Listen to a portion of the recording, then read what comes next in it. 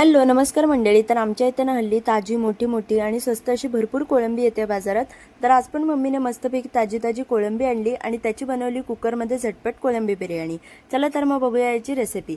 सगळ्यात आधी गॅसवर एक कुकर ठेवून त्यामध्ये थोडंसं तेल गरम करून घ्यायचं आहे। त्यानंतर त्यामध्ये एक मोठ्या आकाराचा उभा चिरलेला कांदा घालायचा आहे आणि त्याला व्यवस्थित गोल्डन ब्राऊन कलर येईपर्यंत आपल्याला परतून घ्यायचं आहे।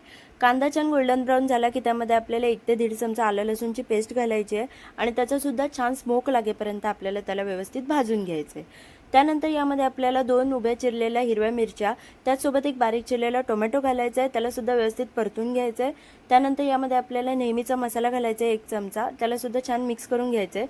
त्यानंतर आपल्याला 2 ते 3 चमचे घट्ट जाड दही घालायचं आहे, त्यासोबत चवीनुसार मीठ घालायचं आहे आणि व्यवस्थित परतून घ्यायचं आहे। तर इथे आपल्याला दही फाटणार नाही याची जराशी काळजी घ्यायची आहे आणि याला व्यवस्थित मिक्स करायचं आहे। त्यानंतर यामध्ये इथे कोळंबी घेतलेली आहे, स्वच्छ धुवून थोडीशी हळद लावून ठेवलेली होती, तर ही कोळंबी घालायची आहे आणि त्याला व्यवस्थित मिक्स करून घ्यायचं आहे, जेणेकरून तो मसाला छान असा कोळंबीला कोट होतो।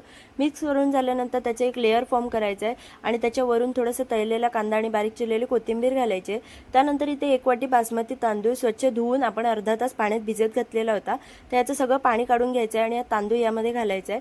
वरून आपल्याला साधारण अर्धा तांब्या, साधारण 1 कप किंवा याच्या अंगाबरोबर येईल इतकंच पाणी घालायचं आहे, फार जास्त पाणी नाही घालायचं आणि तो तांदूळ व्यवस्थित असा लेअरमध्ये पसरवून घ्यायचा।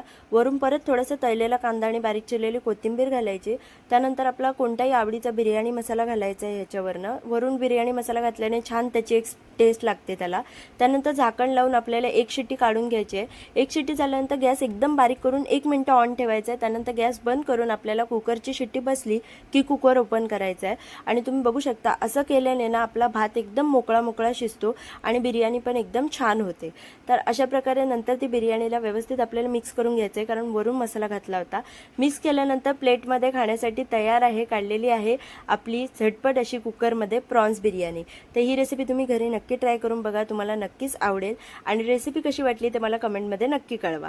व्हिडिओ आवडला असेल तर लाईक शेअर सबस्क्राईब करायला विसरू नका। Bye bye.